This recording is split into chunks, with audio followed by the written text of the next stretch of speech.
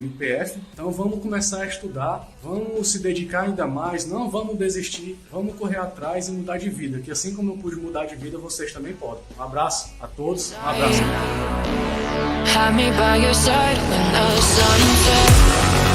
Como foi esse processo aí de preparação? Qual foi as dificuldades que você enfrentou aí nesse processo? A preparação foi muito boa, eu me esforcei bastante, abri mão de muitas coisas que eu sempre gostei de fazer para poder enfrentar de corpo e alma para esse concurso. Como foram os aulões, né? Os eventos que o curso objetivo proporcionava, né? O 24 horas, os corujões, os eventos e aulões aí esporádicos que nós tínhamos aqui no curso objetivo. Foi muito legal, a gente se motivava cada dia mais, porque às vezes a gente desanima um pouco para estudar, ficava um pouco mais motivado e começava a semana com mais vontade.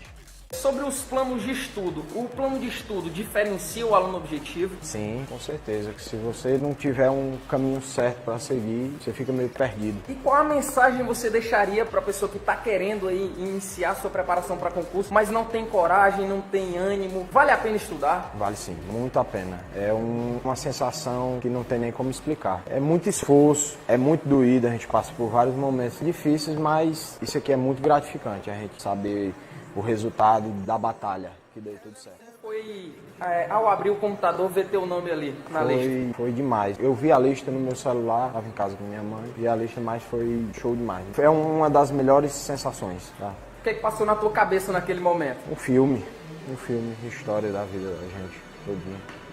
Tudo.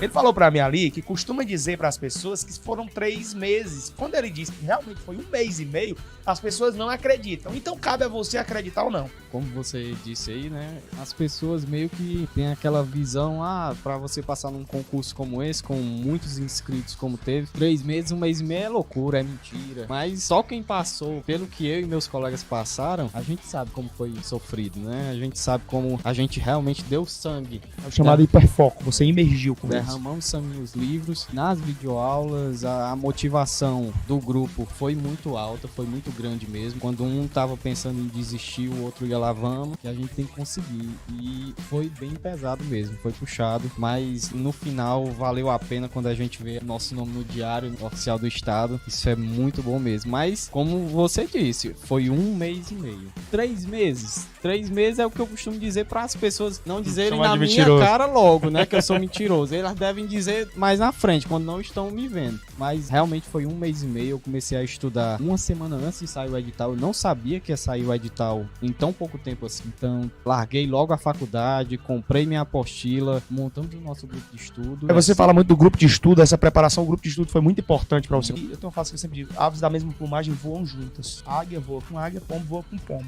Foi uma das épocas mais difíceis também para você. Você disse que a alimentação não era tão nutrida, de bons nutrientes. Isso. Você comia de repente qualquer coisa, o que dava para imergir realmente, e adquiriu alguns problemas nesse meio termo, mas de uma certa forma valeu a pena. Valeu, com certeza. Até porque hoje eu já tô aqui 10 quilos a mais do que... Até a blusa deu certo, né? Até a blusa aqui. Quem diria, né, que eu já ia estar numa blusa P, que antigamente era PP. O Davi era magro pra caralho, aumentou 10 quilos. Imagina como ele era magro, viu, pessoal? Quase não me reconheciam aqui, né? E eu queria que você deixasse 3 dicas para essas pessoas que desejam se preparar para esse próximo concurso da Polícia Militar do Ceará que está chegando aí. O governador já deixou explícito de que vai haver um novo concurso da Polícia Militar do Ceará. Eu sei que são muitas coisas assim que você vem à sua mente, mas existem 3 infalíveis dicas que você dá que são imprescindíveis para a pessoa chegar lá e avançar nos estudos. O que é que você diria? Em primeiro lugar mesmo é você estar perto de pessoas que querem o mesmo objetivo que você, que no caso é a materialização do grupo de estudo. Então foi imprescindível. Mas eu não conheço pessoas aqui próximas de mim que eu consiga fazer um grupo de estudo. Tudo bem. Mas se você tiver a oportunidade de fazer um grupo de estudo, essa é a primeira dica, um grupo de estudo. Segunda dica é foco total. No meu caso, eu larguei a faculdade, deixava de ir em muitos locais, às vezes faltava até culto. Isso deixava... Faltava o culto pra mãe dele, que era evangélica aí, não gostava muito não, quando você faltava os cultos. Minha família ela é praticamente toda evangélica, e isso é bom, né? Nós temos essa fé, porque isso ampara a gente, que só tirando um pouquinho do foco das 3 dicas, foi o que me manteve ainda um pouco, porque 1 semana antes da prova, eu entrei no banheiro e comecei a chorar, achando que não ia dar certo, e eu tenho certeza que a fé, naquele momento ali, foi o que me disse: não pare, vai em frente que você vai conseguir. Então é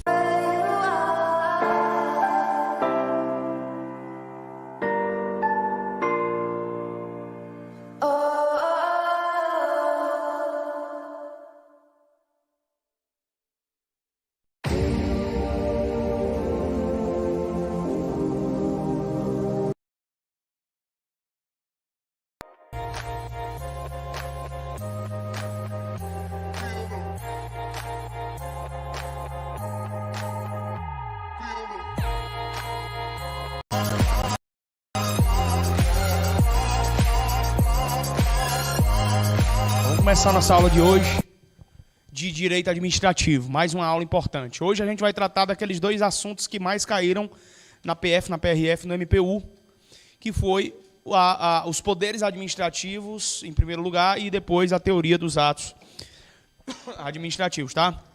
Então vamos lá. Vamos anotar o que é pertinente para fins de prova sobre esses dois assuntos. Aula de direito administrativo, e os assuntos são esses. Foco total no seu concurso. Aí você vai fazer PC Ceará, PFOS, agente penitenciário, que é Polícia Penal, que MPU, INSS, MP do Ceará, pronto. Você tem que ser muito bom, não adianta ser razoável não. Tem que ser muito bom de poderes administrativos e de teoria geral dos atos administrativos. Teoria geral dos atos administrativos. Vamos lá. O que é importante a gente começar falando? Quando a gente fala de poderes, tá? Fala de poderes. A gente tem que lembrar que existem os poderes constituídos e existem os poderes administrativos. Então não vale confusão nesse momento, não. Os poderes constituídos são o poder executivo, o poder legislativo e o poder judiciário. São 3 poderes constituídos, presentes lá na Constituição Federal. São independentes e harmônicos entre si. Poder executivo, poder legislativo e o poder judiciário. Todo mundo conhece que o MP também não é. MP não é poder, tá? Ele é função essencial à justiça. Então tá aqui. Falou de poderes constituídos, executivo, legislativo e judiciário. Poderes constituídos. Não podemos confundir poderes constituídos com poderes administrativos. Poderes administrativos. Poder constituído é uma coisa, poder administrativo é outra coisa. Os poderes administrativos, eles são embasados, senhores, no princípio da supremacia do interesse público em relação ao interesse privado. Princípio da supremacia do interesse público em relação ao particular. Se a questão de prova perguntar qual é o princípio em que se embasou os poderes administrativos, sem pestanejar, você pode responder esse negócio aqui, ó. É o princípio da supremacia do interesse público em relação ao interesse meramente individual. O poder administrativo, a administração pública, como ela lida com a coletividade e com o interesse público, ela está acima de um mero interesse individual. Ou seja, o que é um mero interesse individual diante do interesse da administração pública? Nada. A administração pública está acima de um mero interesse individual. Isso é importantíssimo para você levar para a sua prova. Então, primeira resposta, qual é o princípio que embasa a criação dos poderes administrativos? Você vai lembrar disso. É o princípio da supremacia do interesse público em relação ao interesse particular. Beleza? Sabendo disso, a gente vai montar agora os poderes. Começar a falar aqui dos poderes. Primeiros poderes que eu vou falar. Poderes. Poder vinculado e poder discricionário. Vamos lá. Poder vinculado. Primeiro poder é esse. Primeiro poder vinculado, depois o poder discricionário. Não confunda, eles são diferentes. O poder vinculado é aquele que a lei dá uma única opção sobre como se deve agir o agente. Então, sempre que a lei der para um agente uma única opção sobre como ele deve agir, ali eu tenho o quê? Poder vinculado. Se a lei disser assim, ó, meu brother, é o seguinte, o caminho é esse, não tem para onde você fugir, é isso aqui, execute X. O cara pode fazer Y? Não. Porque o poder vinculado, ele só dá um único chamado, e esse único chamado está previsto em lei. Por exemplo, se o cara vai querer, administrador público, o cara faz parte da administração pública, ele quer fazer uma compra onde o valor orçado deu 250 milhões. Ele não vai ter que fazer uma licitação? Sim ou não? Sim ou não? Sim ou não? Sim ou não? Sim ou não? Sim ou não? Sim ou não? Hã? Sim. Mediante que modalidade? Concorrência. Porque quando eu estou pegando valores vultosos, montantes vultosos em dinheiro, eu vou para cima de qual modalidade de licitação? Concorrência. Então perceba que o cara só tem uma única opção. Ele não tem outra opção. Ele tem que ir para concorrência. Acabou-se. Sempre que eu estiver falando de uma situação em que o camarada só tem uma opção sobre como ele deve agir, eu estou me relacionando a qual poder? Poder vinculado. Poder vinculado. Deu para entender isso aí, sim ou não, pessoal? Beleza, então poder vinculado. A lei concede ao agente público uma única opção. A lei concede ao agente público uma única opção. Aqui, meu filho, não cabe juízo de oportunidade e conveniência, não. Entre fazer de um jeito X ou fazer de um jeito Y, não existe esse negócio aqui, não. Aqui o cara tem que fazer. Ele tem que fazer, e é do jeito que está oferecido. Não há opções sobre como a gente deve agir. Se não há opções sobre como a gente deve agir, eu estou diante do poder vinculado. Poder vinculado. Só existe uma única opção sobre como a gente deve agir. Poder discricionário. Aqui sim existe conveniência e oportunidade. Aqui sim existe conveniência, mais oportunidade. Ou seja, o cara pode agir de um jeito X, agir de um jeito X ou agir de um jeito Y. Ele tem opções. Sempre que eu falar em opções sobre como o cara deve agir, de um jeito X, de uma maneira Y, de um jeito W, e essas opções estiverem presentes na lei, isso é importante salientar, aí eu estou diante do poder discricionário. Essas opções, meu filho, ó, essas opções, vou deixar bem claro para você passar para o seu caderno, essas opções devem estar presentes em lei, devem estar presentes em lei, presentes em lei, presentes em lei. Tem que estar na lei. Por isso que a doutrina moderna do direito administrativo diz que não existe um ato que seja 100% discricionário. Não existe um ato que seja 100% discricionário. Todos são o quê? Tem um fim de quê? De vinculação.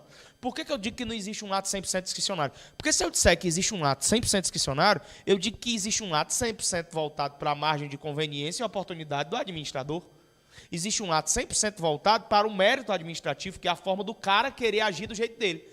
Ele não vai agir do jeito dele. Quando eu digo que ele tem conveniência e oportunidade para agir de um jeito X ou de um jeito Y, esse jeito X ou Y estarão onde? Na lei. Essa é a grande sacada do negócio. Se eu aprendo isso, eu não erro questões. Professor, mas as provas dizem muito que tem mérito administrativo aqui dentro. E tem, sim. O mérito administrativo é justamente a capacidade que a legislação dá para que o administrador possa escolher agir de um jeito X ou de um jeito Y. Deu para entender isso aí? Então, vamos lá. Se a prova disser, existe mérito administrativo, é ato discricionário. Não existe mérito administrativo e só existe um caminho dado pelo legislador. Então, é ato vinculado. Essa é a diferença principal entre ato vinculado e ato discricionário. Por isso que eu muitas vezes digo, o cara agiu discricionariamente. Se ele agiu discricionariamente, é porque ele tinha margem de liberdade de atuação entre agir de um jeito ou agir de um outro. Lembrando que não existe o não agir.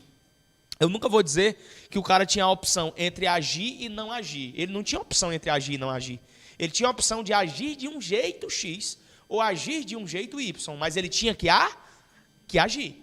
A discricionariedade não tem brecha para o não. Ela tem brecha para a opção. E essa opção está presente na lei. O maior exemplo de todos que eu cito em todas as minhas aulas, ao longo de todos os anos, em todas as videoaulas, em todos os presenciais, é justamente isso. O quê? O cara é fiscal da vigilância sanitária, ele chega na seção de iogurtes, tem lá um grupo de iogurte, cheio de iogurte lá, e tem um que está com prazo de validade vencido. Ele tem a opção dada pela lei: apreender o produto, notificar o proprietário, apreender o produto, notificar o proprietário e fechar o estabelecimento. Ele pode fazer os dois? Pode. Só que aplicando o princípio da proporcionalidade, é mais interessante que ele só apreenda o produto e notifique o proprietário. Precisa fechar o estabelecimento por conta de um iogurte vencido? Não. Nesse momento, eu apliquei a discricionariedade e, concomitantemente, eu apliquei o princípio da proporcionalidade que regulamenta e rege os atos administrativos. Entendido, então, o poder vinculado e o poder discricionário, sim ou não? Beleza. Esses são dois poderes importantes. Terceiro poder que eu vou falar para vocês. Poder regulamentar. Poder regulamentar. Professor, o que é o poder regulamentar? Vamos lá. O poder regulamentar, ele está presente em regra no artigo 84, inciso 4 da Constituição Federal de 1988, tá? Artigo está presente em regra no artigo 84, inciso 4 da Constituição Federal de 88. O que é que nós temos presentes lá no artigo 84, inciso 4 da Constituição Federal de 88? Nós temos as atribuições do Presidente da República Federativa do Brasil. Você que já está estudando aí para concurso, com certeza já deve ter lido sobre o poder executivo, né? Poder executivo, muito importante poder. O Presidente da República tem uma porrada de atividades.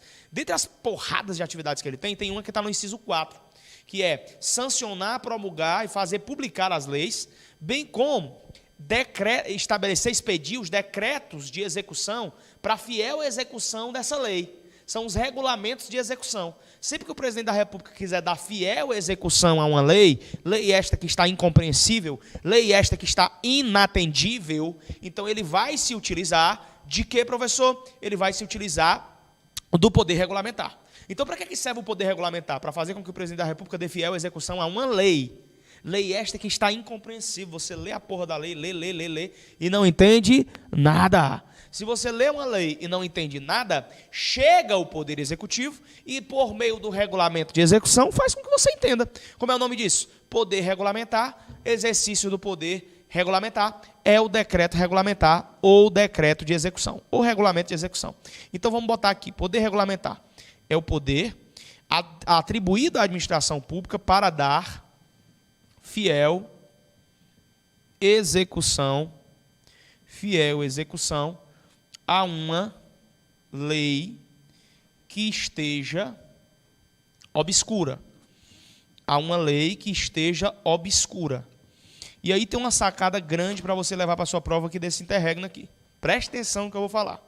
Quando eu digo que uma lei está obscura, é porque ela não está compreensível. E então eu tenho que tornar ela compreensível. Eu faço isso por meio de quê? Do poder regulamentar. Só que esse poder regulamentar, criado por meio dos regulamentos de execução, ou dos decretos regulamentares,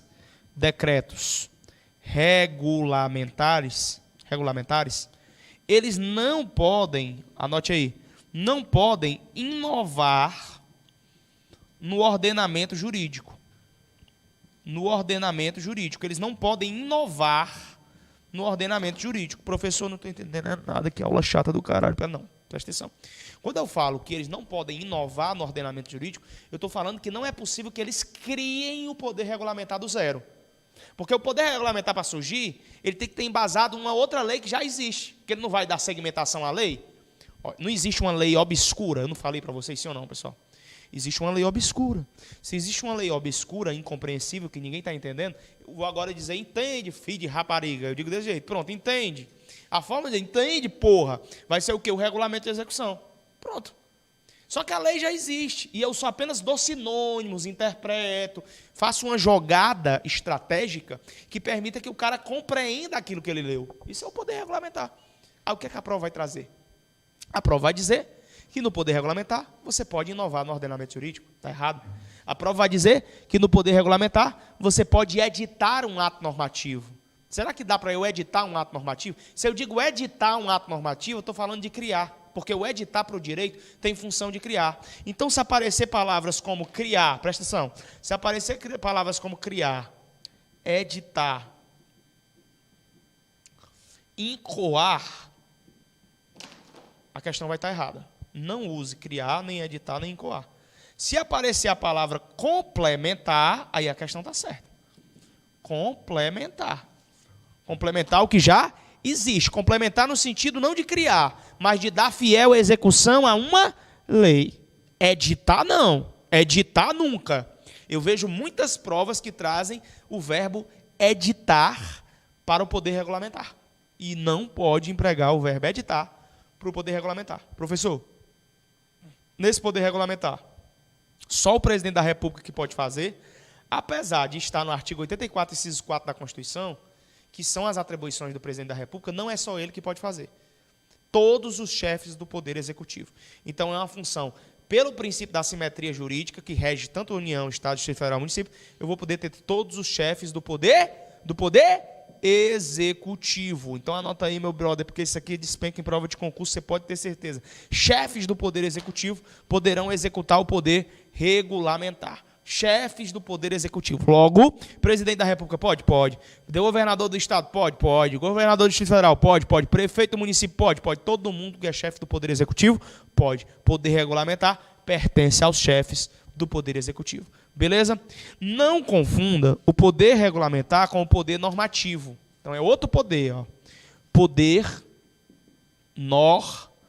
normativo. Poder regulamentar é uma coisa, poder normativo é outra coisa totalmente diferente. O que é o poder normativo? O poder normativo é o poder que o chefe do executivo tem de organizar a administração pública, organizar a administração pública, podendo criar ou extinguir cargos públicos quando vagos, de acordo com o artigo 84, inciso 6 da Constituição Federal de 88, criar ou extinguir cargos públicos quando eles estiverem vagos. Se um cargo público estiver vago, é possível que chegue o chefe do Poder Executivo e, organizando a estrutura administrativa, utilizando do seu bom senso administrativo, ele vai poder criar ou extinguir cargo público. Isso ele fará por meio do poder normativo. E esse diploma legal não é um regulamento de execução, e sim um decreto autônomo. O nome do decreto que você vai levar para a sua prova é decreto autônomo ou decreto normativo. Ou decreto normativo. Então, deixa eu te dar o bizu aqui, para você não errar nenhuma questão. Presta atenção. Se eu estou falando de regulamento de execução, eu lembro do poder regulamentar. Se eu estou falando de decreto normativo ou decreto autônomo, eu lembro do poder normativo. Um está no artigo 84, inciso 4 da Constituição Federal, o outro está no artigo 84, inciso 6 da Constituição Federal. Ambos são poderes que regem a administração pública. São poderes administrativos. Não confunda, repito, os poderes administrativos com os poderes constituídos na República Federativa do Brasil. Então, o poder normativo é o poder que o chefe do Poder Executivo tem de organizar a administração pública, podendo criar, podendo extinguir cargos públicos quando vagos, por meio do decreto autônomo ou por meio do decreto normativo. Esse é o poder normativo, beleza? Deu para entender sim ou não, pessoal? Sim, então é poder normativo, certo? Não confunde com poder regulamentar. Vou dar sequência aos poderes. O próximo poder que eu vou falar agora é o poder hierárquico. Poder hierárquico. Esse aqui é bem simples, né? Pelo menos de entender aqui. Hierarquia. Então, para que eu possa falar em poder hierárquico, eu estou falando que eu estou acima de alguém. Para que o poder hierárquico exista, é necessário que exista administrador e administrado. É necessário que exista chefe e subordinado. Aí, se eu desenhar esse cenário, existirá o poder hierárquico. Quando eu falo do poder hierárquico, uma coisa é certa. Tem que ter o quê? Subordinação. Subordinação. É obrigatória a presença da subordinação. Sem subordinação, senhores, não há poder hierárquico. Não há poder hierárquico sem subordinação. Tem que ter subordinação.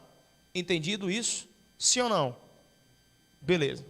Professor, dentro desse poder hierárquico em que há subordinação, eu vou falar de quê? Eu vou falar de ordens. Então, quando o cara dá ordem, dar ordens, quando o cara revê atos de ofício,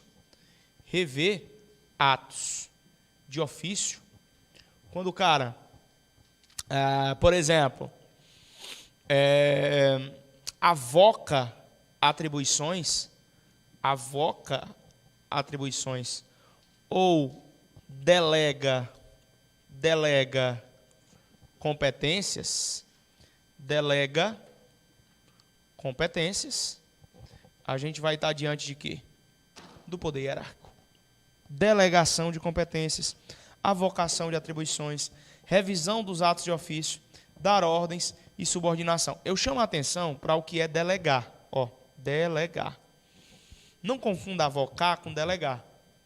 A avocação é quando uma autoridade competente toma para si as atividades de um subordinado. Já expliquei 1 milhão de vezes em sala. Sempre que uma autoridade competente toma para si as atividades de um subordinado, ela está o quê? Avocando. Certo? Quando é que ela está delegando? É quando ela passa para um par, hierarquicamente falando, as suas atividades, ou ela passa para um subordinado. Lembrando que tanto na avocação quanto na delegação, os acontecimentos são de forma excepcional. Não é regra, é excepcional que acontece o instituto da delegação ou o instituto da avocação. Não é excepcional. O cara, qualquer besteirinha não pode ficar avocando e delegando, não. Tem que existir uma necessidade para que eu possa falar de avocação ou para que eu possa falar de delegação. E quando isso acontecer, acontecerá de forma provisória, por prazo determinado, não é para sempre, não.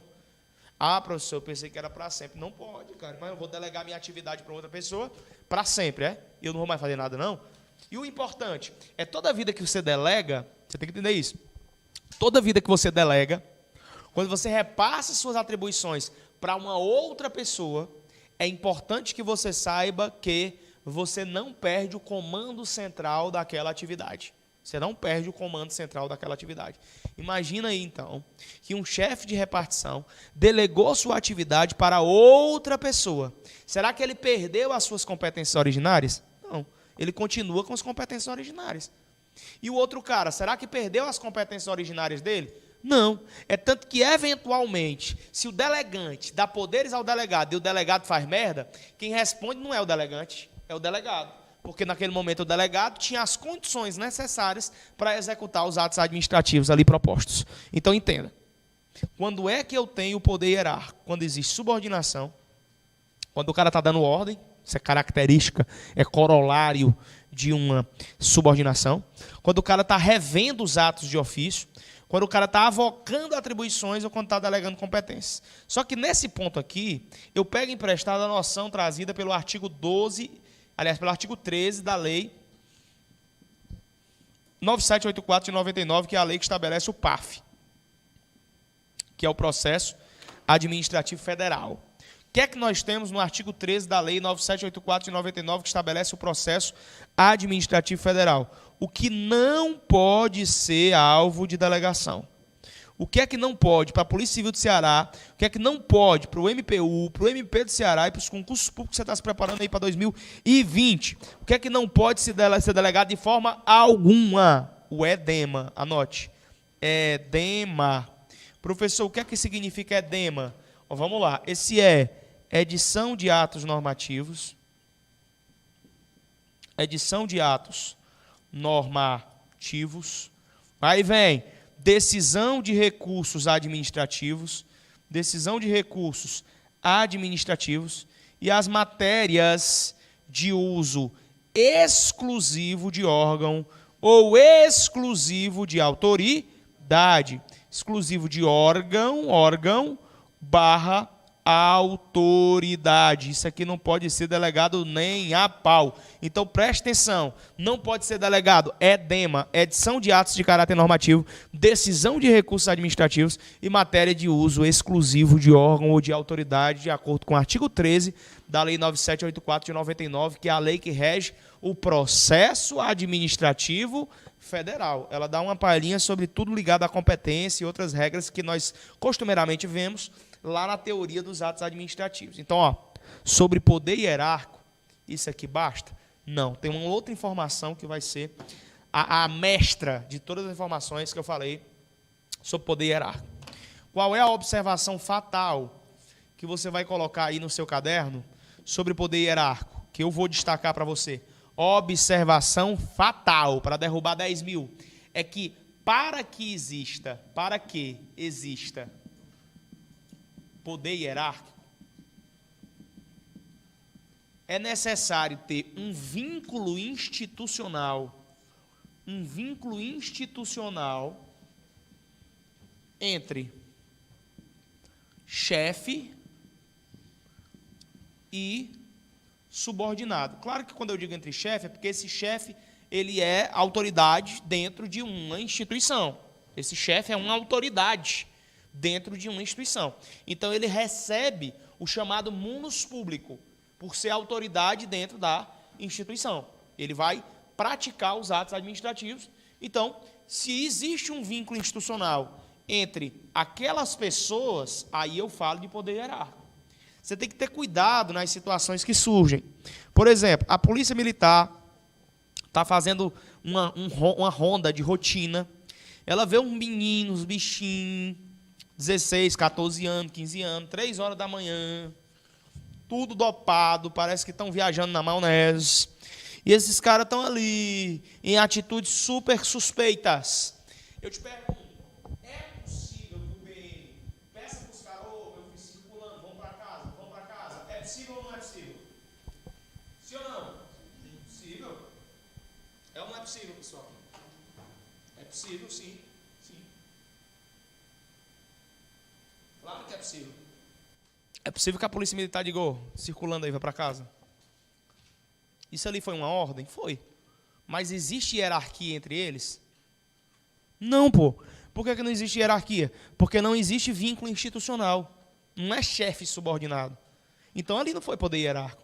Pode ter sido um outro poder, como o poder de polícia. Mas poder hierárquico não foi.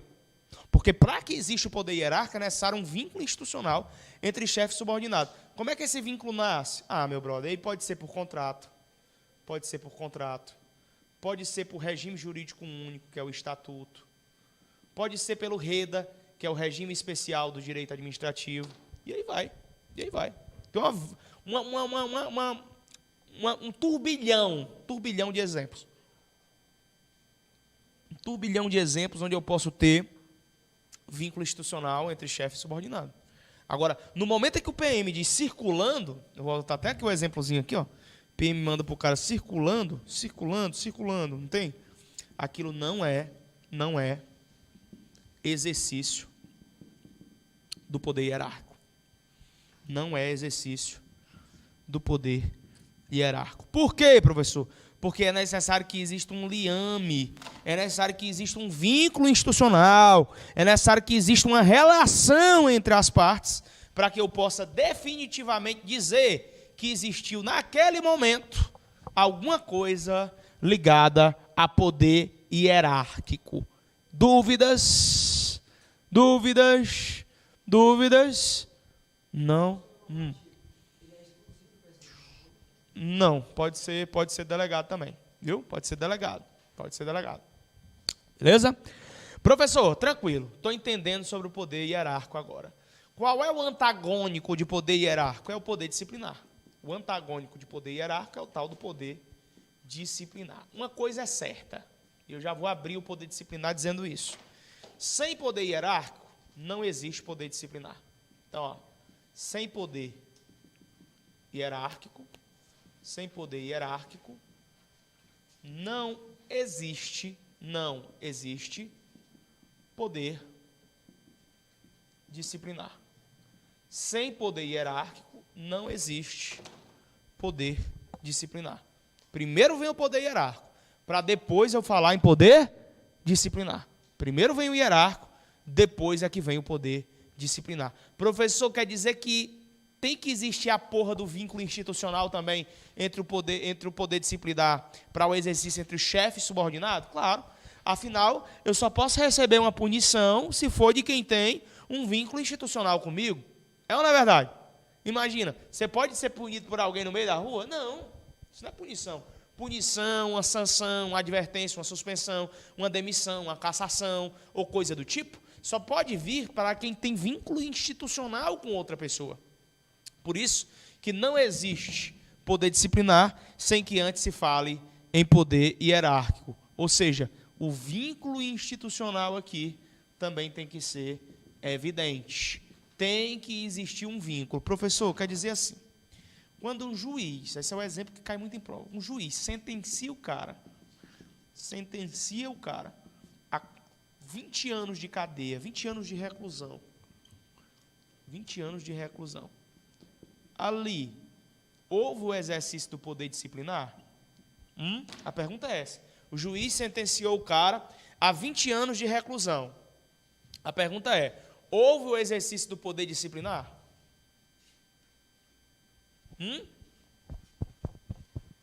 Sim ou não? Não, pessoal. Ninguém fez contrato com o juiz, não. Ninguém fez contrato com o juiz. Não houve um contrato firmado entre juiz e parte, não. Então, não há o que se falar em poder disciplinar. Não tem o que se falar em poder disciplinar.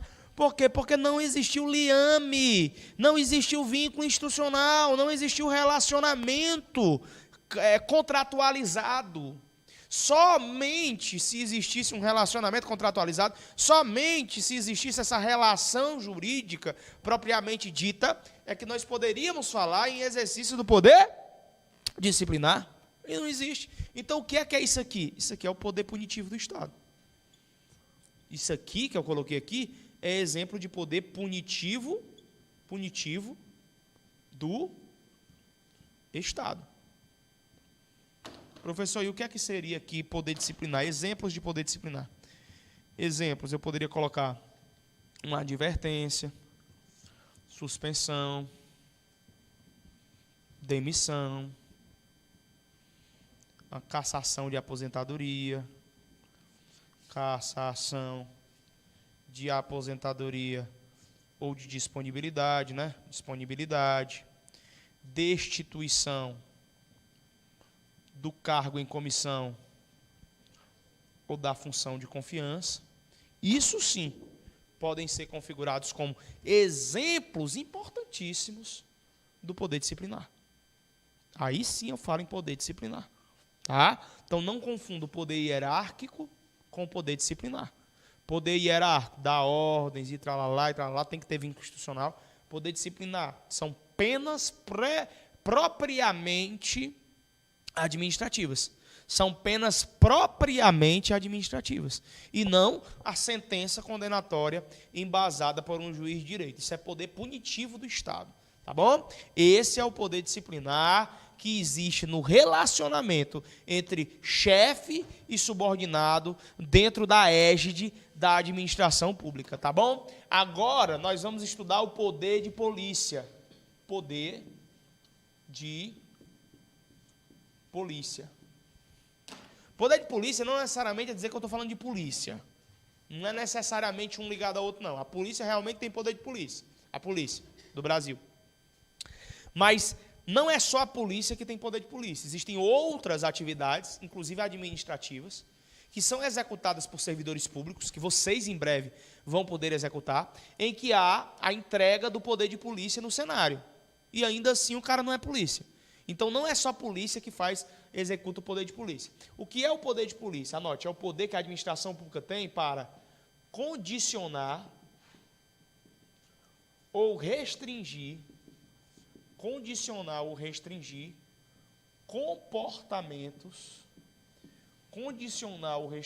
comportamentos dos administrados.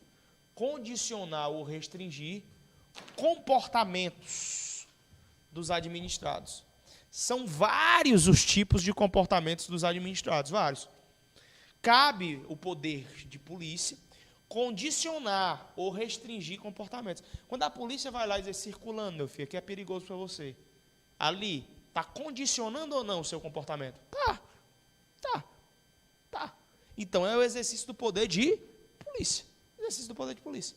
Condicionar ou restringir os comportamentos dos administrados. Professor, mas me diga uma coisa. Quais são os tipos do poder de polícia? Tipos de poder de polícia. Nós temos dois. Eu posso ter o poder de polícia administrativa,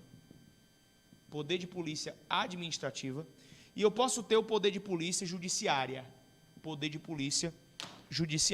Dois tipos de poder de polícia. Poder de polícia administrativa e poder de polícia judiciária. Se eu falo do poder de polícia administrativa, eu estou falando que ele vai se relacionar a pessoas. Melhor dizendo, a coisas. Já troquei aqui. Coisas, tá? O poder de polícia judiciária que está ligado a pessoas. Então, administrativa, coisas. Aqui eu coloco coisas. Já o poder de polícia judiciária, esse sim, está ligado a pessoas. Então, poder de polícia administrativa opera os seus efeitos ligando a pessoas, aliás, a coisas. Já o poder de polícia judiciária opera os seus efeitos ligado a pessoas. Professor, me dê um exemplo de poder de polícia administrativa que está pastorando coisa. A polícia militar, por exemplo, é uma. PM, agências reguladoras,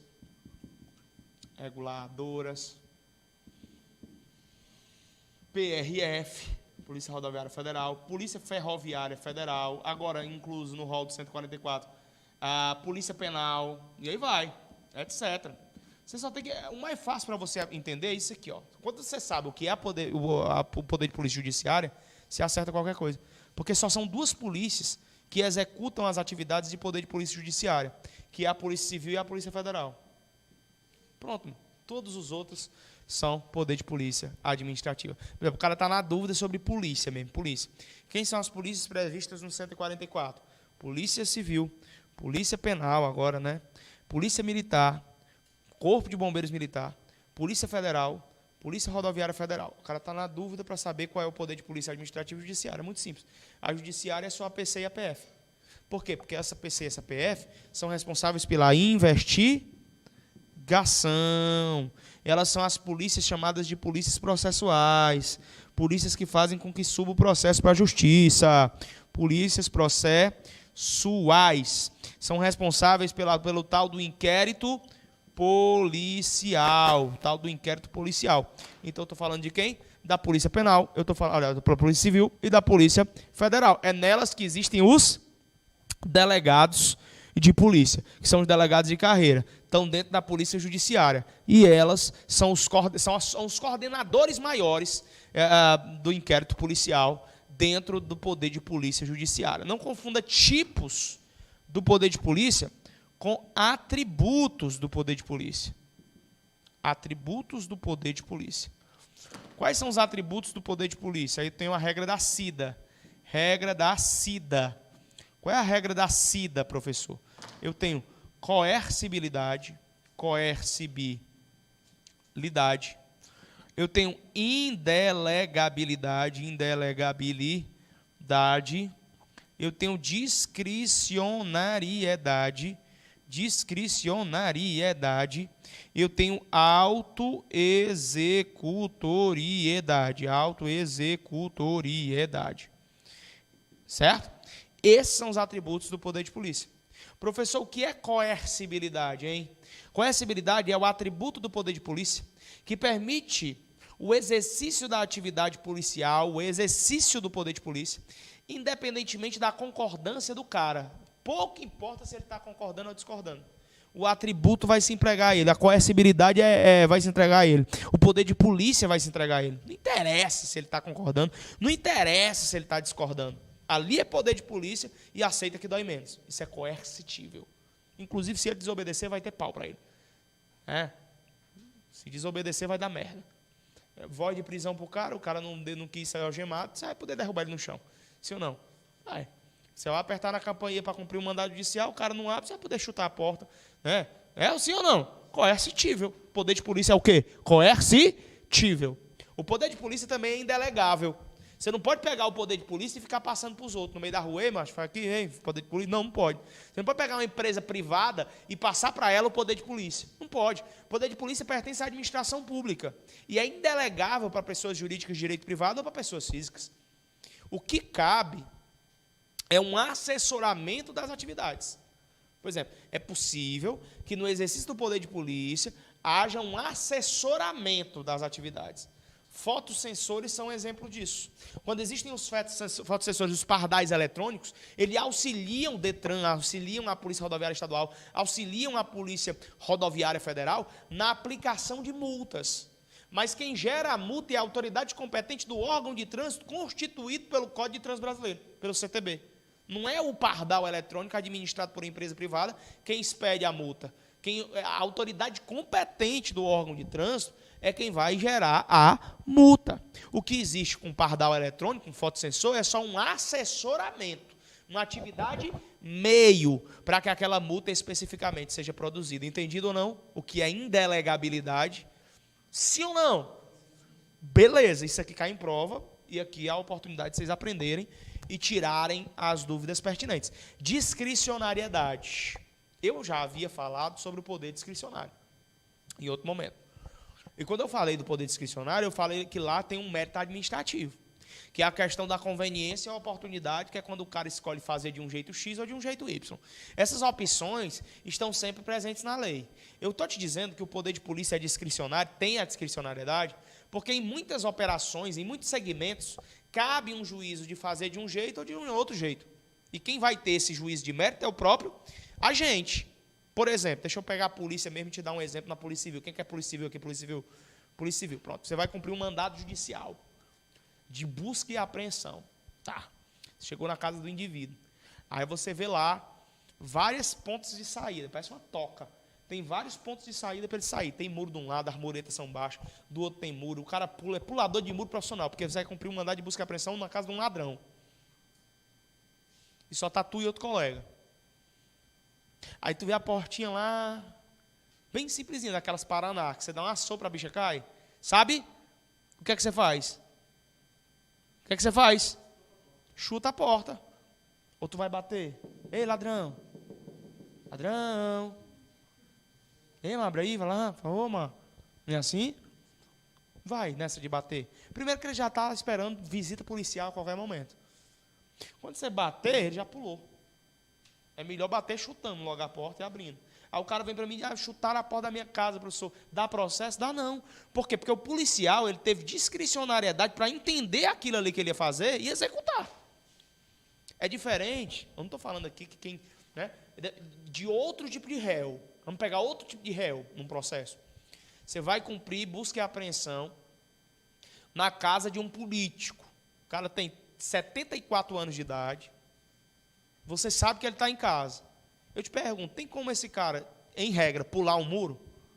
Então, precisa chutar a porta do homem, pirrotante, a porta cara daquela, para 10 mil reais só a porta do homem, né? Eu sei que isso não é nada, professor, você quer dizer que você está com humilhação com o pessoal, mas... Não, não, eu estou dizendo que depende de quem... Depende, o policial pode... Ele podia muito bem, na mesma portinha Paraná, tá buscando só documentos, busca e apreensão de documentos na casa do cara. E o cara só responde por uma improbidade administrativa. É um servidor públicozinho da prefeitura, ganha R$1.000 por mês, mas mesmo assim está respondendo por improbidade administrativa. Em outro processo. Responde por nenhum criminal, esse é o primeiro. Tu precisa chutar a porta do cara? Não, bate lá. Depende. Como é o nome disso? Diz. Me ajude, pessoal. Como é o nome disso? Discricionariedade. O que é a discricionariedade? É quando eu penso, vejo na lei as opções em que eu posso agir, e escolho entre agir de um jeito X ou de um jeito Y, ou de um jeito Z, ou de um jeito W, ou de um jeito R. Eu escolho qual é a melhor opção dentre as várias opções estabelecidas em uma lei. É isso que é a discricionariedade. O que é a autoexecutoriedade? Bom, se eu puder conceituar a autoexecutoriedade, eu vou dizer que é o atributo do poder de polícia que permite que o agente possa executar o ato administrativo sem precisar pedir auxílio do juiz. O juiz. Imagina que para qualquer ato administrativo que você fosse executar, você precisasse pedir auxílio ao juiz. Você não ia fazer nada. Precisa ficar pedindo tudo ao juiz, pessoal? Não. Por exemplo, a multa de trânsito. O agente de trânsito, ele pode multar alguém sem precisar pedir ao juiz? Pode. O policial pode parar um carro assim, ó, para aí, sem precisar pedir ao juiz? Sim. Isso são coisas que acontecem na rotina do dia a dia no poder de polícia, que não necessariamente, perceba bem, você precisa pedir ao juiz. Por isso que o conceito maior de autoexecutoriedade é esse. É eu poder executar os atos administrativos sem necessitar do poder judiciário. Por isso que é autoexecutoriedade. Autoexecutoriedade. Eu mesmo posso executar, sem precisar do juiz. Só que essa autoexecutoriedade, ela pode ser dividida em duas facetas. Eu posso ter aqui a executoriedade e a exigibilidade. Exigibilidade. O que é a executoriedade? É quando a administração executa diretamente os seus atos administrativos por meio direto de coação, usando a própria força. Essa é a executoriedade. Se eu falar de força, aqui força, usar a força, eu estou falando de executoriedade. Quando eu falo da multa, por exemplo, é o maior exemplo para a exigibilidade. Porque a multa, ela é utilizada mediante meios indiretos de coação. Então, perceba, executoriedade é quando eu uso de meios diretos de coação. A força é um exemplo disso. O que é exigibilidade? Quando eu me utilizo de meios indiretos de coação. A multa é um exemplo disso. Não confunda executoriedade com exigibilidade. Executoriedade, meios diretos de coação. O uso da força é exemplo proporcional disso aqui. Exigibilidade, meios indiretos de coação. Exemplo, a multa. Show de bola. Professor, tranquilo. Então vamos me dar um exemplo com força. O exemplo lá da porta, que o policial civil chegou e arrebentou a porta do cara para cumprir o mandado de busca e apreensão. Mas foi usar força. O cara executou. Professor, mas não nasceu de uma ordem do juiz? Eu sei que a ordem para ir cumprir o mandado nasceu do juiz. Mas o juiz mandou arrombar? Não. O juiz só deu um mandado judicial para cumprir. Cumpra-se, só diz isso. A forma como vai ser executado o ato administrativo depende de quem? Do polícia. Do agente de polícia que vai cumprir. Concorda comigo, sim ou não? Então, executoriedade, meios diretos de coação. Uso da força é o maior exemplo. Exigibilidade, meios indiretos de coação. A multa é um exemplo disso. Uhum.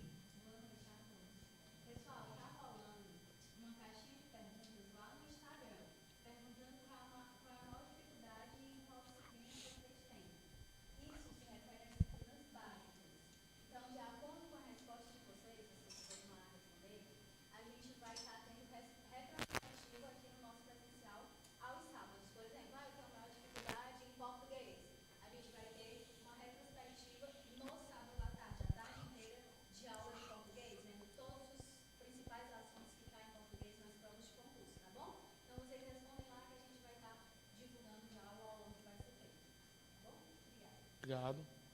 Beleza? Entendido isso? Executoriedade e exigibilidade. Beleza. Tá rolando, pessoal, tá rolando, é bem legal. Tá rolando umas perguntinhas lá no Instagram sobre a matéria que você tem mais dificuldade das básicas. É incrível como sempre que essa pergunta roda, vai dar para uma das básicas, que é português, informática, matemática ou RLM. As pessoas têm dúvidas insanas nessas disciplinas.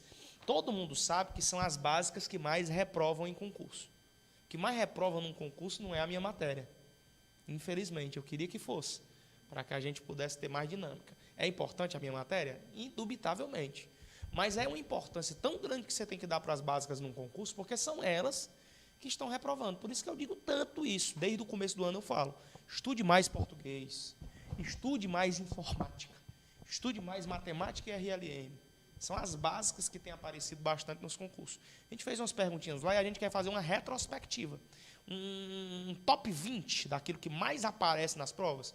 Né? Então, por exemplo, se você voltar lá para português, possivelmente no sábado à tarde inteira, você vai ter aula só de português, só para responder questões, e o professor colocar no quadro os pontos que são mais surpreendentes nas principais provas do Brasil.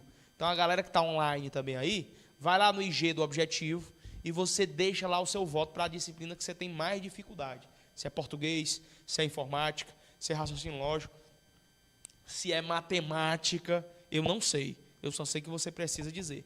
Das básicas, qual é que você tem mais dificuldade, hein? Qual é que você demora para aprimorar um conhecimento de envergadura maior? Sempre tem aquela que te incomoda mais. Qual é que te incomoda mais? Diz aí. Você vai colocar lá no Instagram, tá? Já que vocês são tudo mudo, né? O gato comeu a língua de vocês. Vocês não falam, fala qual é que te incomoda mais, macho.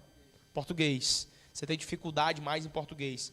Na hora de resolver questão, você percebe que você erra mais questões de português. Então, é a disciplina que você tem que dar mais valor. Você tem que estudar mais, replicar no seu plano de estudo, já que você está querendo alcançar um sonho muito maior do que o que a grande maioria das pessoas está querendo conquistar hoje em dia, né?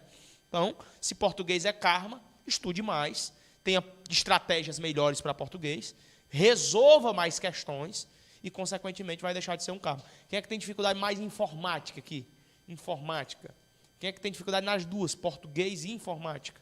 Né? Nas três, português, informática e RLM. Né?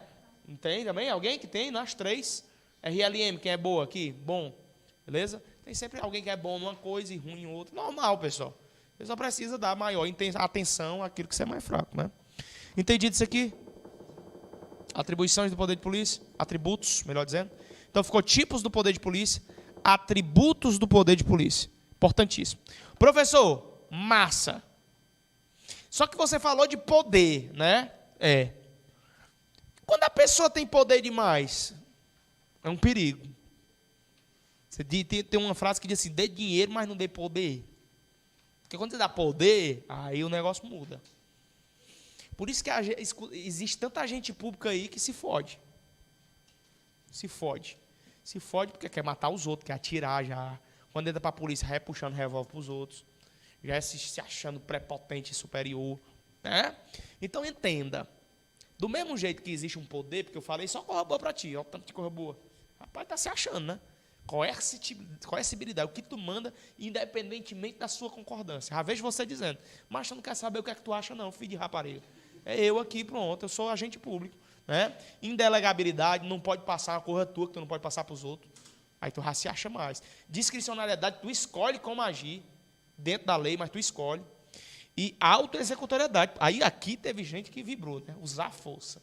Já se viu batendo nos outros, quebrando porta, arrombando janela, né? Então foi muito poder entregue a você. Só que quando eu entrego muito poder, é possível que você abuse. Você abuse desse poder. E abuso de poder, tu acha que é uma coisa certa ou errada? Errada.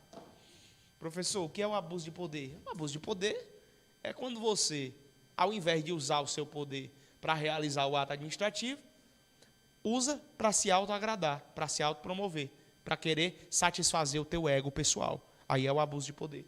Como é que esse abuso de poder pode se manifestar, professor? Anote aí. Como é que o abuso de poder pode se manifestar? Meus amigos, concurseiros, final do ano de 2019, hoje é o dia que, doutora? 9, essa daí não está sabendo nem o dia. Dia 9. Dia 9 de dezembro de 2019, o ano está acabando, sim ou não? Professor, mas agora que o mês começou. Se eu te disser que próxima semana é Natal, você acredita? Se eu disser assim, próxima semana é Natal, acredita ou não? Então pronto, o ano já acabou. Acabou. Já era. Só que você não pode ficar com um negócio de procrastinação esperando 2020 começar, não. Não, 2020 começar, menino, eu vou emagrecer, eu vou ficar rico, eu vou arrumar um namorado novo, namorada nova, eu vou passar no concurso, eu vou ficar bonito. Isso não, mano. 2020 ele vai ser sequência de 2019. Alguma coisa muda do dia 31 de dezembro para o dia 1º de janeiro? Como é que fica o sol? 2 horas da tarde do dia 1º de janeiro. Quente como sempre. As pedras da galinha chocam, a pedra do cruzeiro não fica do mesmo jeito? Ou ela fica cintilante com o trenó do Papai Noel passando, passeando de cima para baixo, rebolando presente, dinheiro para o povo? Não, não muda nada, pessoal. Fica tudo do mesmo jeito. Você é de Pedra Branca, é? Pedra Branca está do mesmo jeito, mesmo jeitinho. Quente, entendeu? É de onde? Pedra Branca também? No mesmo jeito, não mudou nada. Não ficou nem o nome Branca Pedra, é Pedra Branca do mesmo jeito. Entendeu? Eu queria que vocês entendessem assim, nada muda, nada muda. O que muda é a vida do comerciante, já percebeu? O comércio aquece, cara, porque todo mundo deixa para comprar, né? Eu estava vendo as pesquisas, as pessoas querem se premiar no final do ano. Depois de um longo ano de trabalho, elas querem se premiar, e elas se endividam.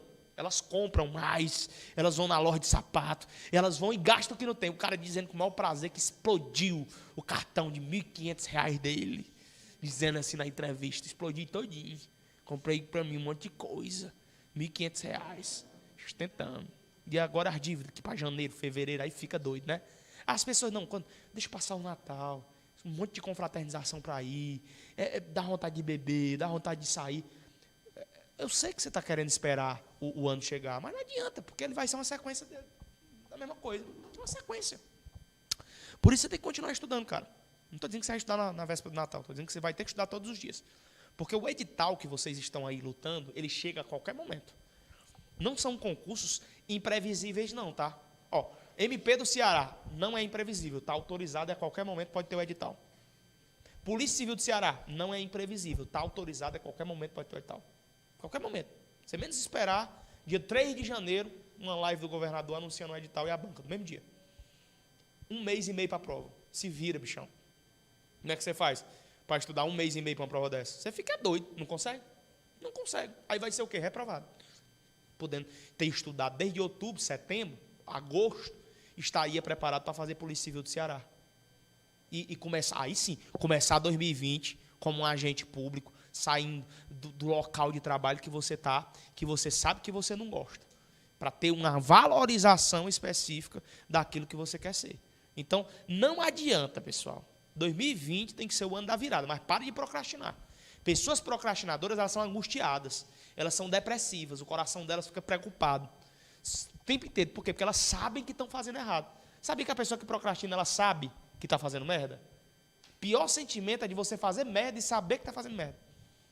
Você vê o dia passando, o ano passando, o mês passando, e você, meu Deus, o que foi que eu fiz da minha vida? O ano está passando de novo. Nem de problema eu consigo mudar. Tem gente que não consegue mudar de problema. O problema só vai sair da sua vida quando você mostrar que aprendeu com ele. Senão vai continuar contigo, te perseguindo. Você tem que mostrar para o teu problema que tu aprendeu com ele. Quando tu conseguir mostrar para o teu problema que tu aprendeu com ele, ele vai sair da sua vida definitivamente.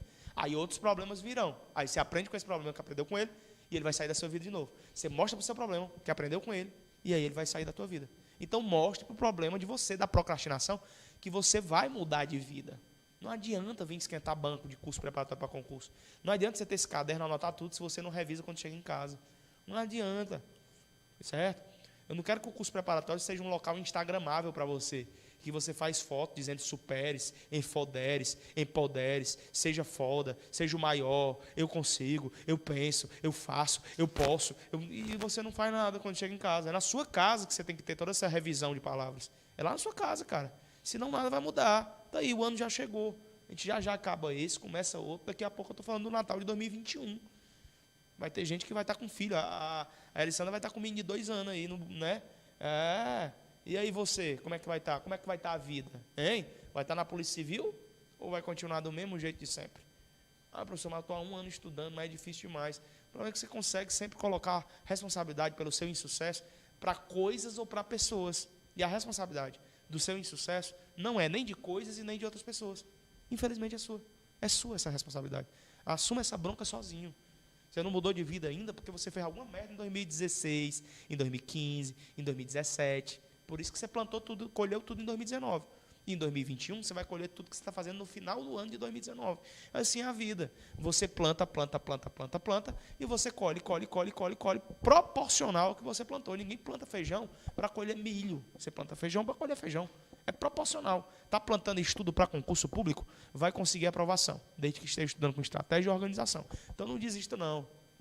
Eu sei que o final de ano é convidativo para parar. Janeiro, lá para o dia 20, essa porra pipoca de gente que quer crescer de vida, mudar de vida, e as pessoas ficam empolgadas para estudar, porque está começando o ano, começa o ano com o pé direito e tudo mais, mas acaba que depois vem fevereiro, a pessoa já se entrega para o carnaval. Aí depois, não, vou voltar depois do carnaval. Depois Semana Santa. E aí depois férias de julho, junho, festas juninas, pula fogueira, e não sei o que, festa de julho. E depois dia dos pais, dia das mães, e depois vem o que, dia das crianças, e depois vem o Natal de novo, e a pessoa fica rodando um ano, e rodando um ano, sempre com datas comemorativas e não sai da caixa prego. Cabe a vocês, viu? Entregue-se. Tem que ser o ano da entrega esse ano, tá? Para o projeto de vida dos senhores. Abuso de poder. Quando é que eu tenho um abuso de poder, pessoal? O abuso de poder pode aparecer nas seguintes modalidades. Eu posso ter o excesso de poder. Excesso de poder. Eu posso ter o desvio de poder. Desvio de poder. Eu posso ter a função de fato. Função de fato. Eu posso ter a usurpação de função. Usurpação de função. Essas são as modalidades do chamado abuso de poder. Então, o que é abuso de poder? É uma manifestação em que eu estou querendo elevar o meu ego pessoal ao invés de elevar o ego do interesse público. O que é o excesso de poder? Já está dizendo, quando eu ultrapasso dos limites impostos pela lei. Eu faço além do que a lei manda. Então, cometi o quê? Excesso de poder. O que é o desvio de poder? É quando eu desvio a finalidade do ato administrativo. Pode ser conhecido como desvio de poder ou desvio de finalidade. O que é a finalidade do ato administrativo? Não é o interesse público? Sim ou não? Qual é a finalidade do ato administrativo? Não é o interesse público? O interesse da coletividade, para quem não sabia, é. No momento em que eu desvio a finalidade do ato administrativo, é porque eu estou querendo alcançar fins próprios e não fins que visam ao interesse público. Imagina o cara que, por exemplo, é chefe de uma repartição e ele não gosta do cara que está trabalhando ali. Ele remove esse cara de uma estrutura da administração pública para outra. Só porque ele não quer o cara perto dele, ele quer prejudicar aquele cara. Ele agiu dentro da lei? Não, ele agiu com desvio de poder, desvio de finalidade. E o desvio de finalidade é um abuso de poder. É uma modalidade do gênero abuso de poder. O que é a função de fato? Função de fato é quando o cara é servidor, está dentro da administração pública, só que ele está em outro cargo dentro da administração. Por exemplo, o cara que é policial penal, o antigo agente penitenciário do Ceará, por exemplo, ele não é para ficar dentro da cadeia pastorando os presos, sim ou não? O policial militar é para estar fazendo isso? No momento em que o policial militar faz isso, e você, que é agente penitenciário, é que bota o policial militar para fazer, se você botou e exigiu que o policial militar ficasse, Aí seria o quê? Função de fato. E função de fato é um abuso de poder. É um abuso de poder. Função de fato é abuso de poder. Professor, o que é que tem mais? Usurpação de função. Essa daqui é a mais grave. Porque na usurpação de função, o cara não é servidor, não tomou posse no cargo público, não está gozando das atribuições da atividade pública e ele age como se servidor fosse. Ele age como se fosse servidor. Ó, executando os atos administrativos, realizando tudo que deve ser feito como se fosse servidor. Isso pode, pessoal? Claro que não, isso não pode. Não pode. Então, ó, essas são as modalidades do abuso de poder. Essas são as modalidades do abuso de poder. Cai na sua prova, você sabe. Excesso de poder, desvio de poder, função de fato, usurpação de função. Quem entendeu isso aí? Diga, eu entendi. Beleza? Tranquilo?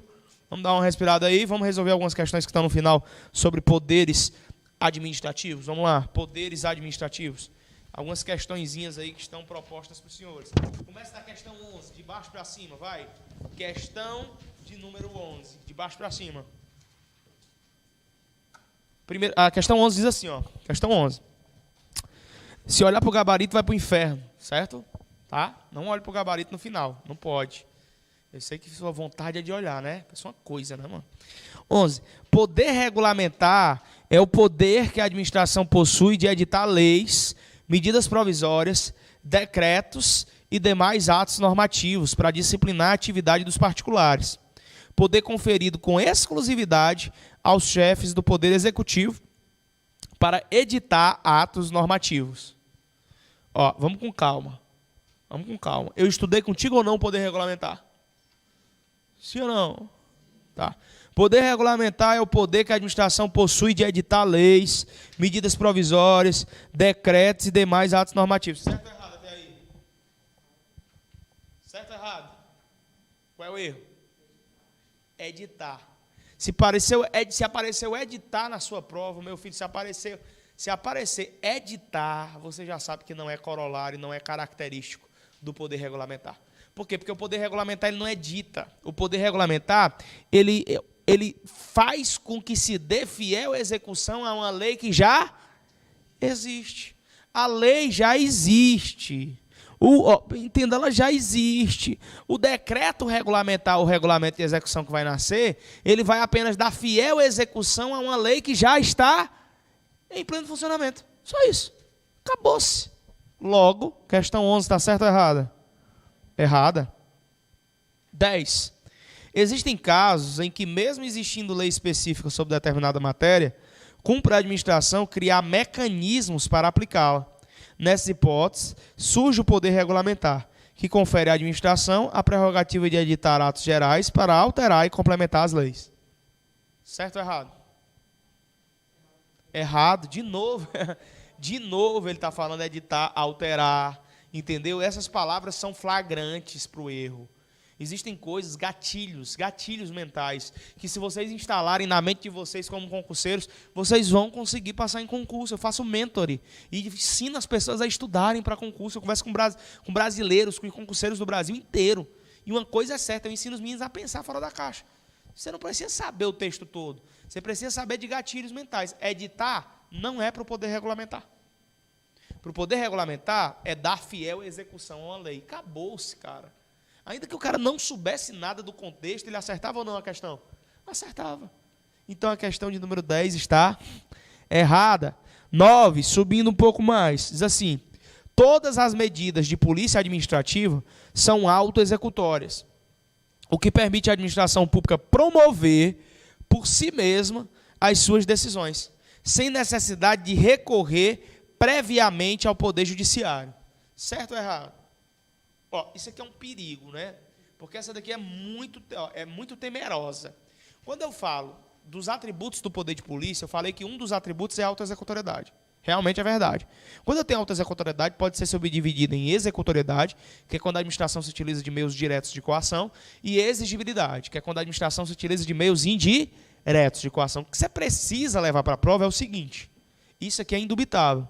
Você precisa entender que nem todas, 100% das atividades desempenhadas pelo exercício do poder de polícia por um agente público vão ser autoexecutórias. Por exemplo, eu falei bastante sobre o cara que ia... eu falei bastante do cara que ia lá quebrar a porta para cumprir um mandado de busca e apreensão. Esse mandado de busca e apreensão foi ele mesmo que expediu? Não, foi uma autoridade judiciária. Então, se for uma autoridade judiciária, eu não posso dizer que 100% dos atos administrativos produzidos no exercício do poder de polícia são dotados de autoexecutoriedade, ou seja, que não precisam do juiz, porque existirão sim atos que precisem do poder judiciário. Então, como é que a gente poderia retificar essa questão nova? A gente poderia, em regra, poderia ser assim, em regra, as medidas de polícia administrativa são autoexecutórias, o que permite à administração pública promover por si mesma as suas decisões, sem necessidade de recorrer previamente ao poder judiciário. Se estivesse em regra, estaria certo? Estaria. O problema é que ele colocou todas as medidas de polícia administrativa, fazendo com que a questão 9 esteja errada. Questão de número 8. Vamos lá. Diz assim, em razão da característica da autoexecutoriedade, a cobrança de multa aplicada pela administração não necessita da intervenção do Poder Judiciário, mesmo no caso do seu não pagamento. Pessoal, essa questão é para ser julgada de acordo com os atributos do poder de polícia. Tem um atributo do poder de polícia que é o atributo da autoexecutoriedade. O que é que ele quer dizer para nós? O que é o conceito de autoexecutoriedade? É o atributo do ato administrativo que faz com que ele seja executado sem eu precisar do poder judiciário. Essa não é a regra? Sim ou não? Agora, perceba comigo. Multa. A multa, ela é dotada de quê? De exigibilidade, não é?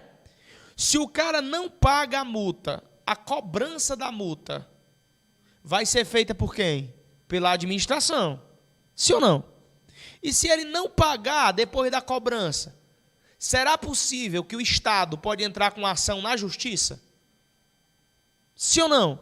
Sim, aí o juiz poderia determinar uma execução fiscal. Uma execução fiscal para tomar bens de uma pessoa que não queira pagar aquilo ali. Presa ele não vai ser, não. Isso é fato. Porque ninguém pode ser preso civilmente por dívida no Brasil. Mas cabe uma execução fiscal, sim ou não? Cabe. Cabe. Então, amigo, vamos lá. Entenda comigo. Quando a gente fala de autoexecutoriedade, nós temos que entender que se subdivide em executoriedade e exigibilidade, fato. Só que a multa, uma coisa é ela ser cobrada, outra coisa é o cara não pagar depois da cobrança. Se não pagou de jeito nenhum, o Estado pode ingressar com a ação de execução fiscal na justiça. E com certeza, para que essa execução fiscal se proceda, é necessário que haja uma ordem de quem? Do juiz. Vocês conseguiram entender isso aí, sim ou não? Beleza? Então vamos ler mais uma vez essa questão de número 8. Em razão da característica da autoexecutoriedade, a cobrança de multa aplicada pela administração não necessita da intervenção do Poder Judiciário, mesmo no caso do seu não pagamento. Certo ou errado? Errado. Dúvidas? Hein? Até então. Dúvidas?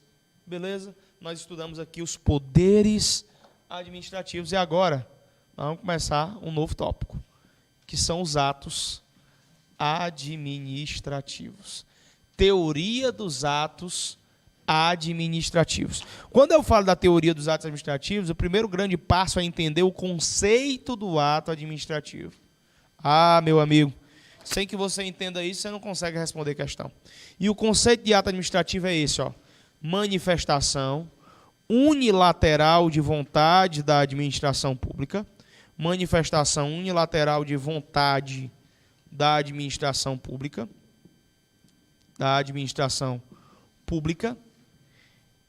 regida pelo direito público, que produz efeitos jurídicos imediatos.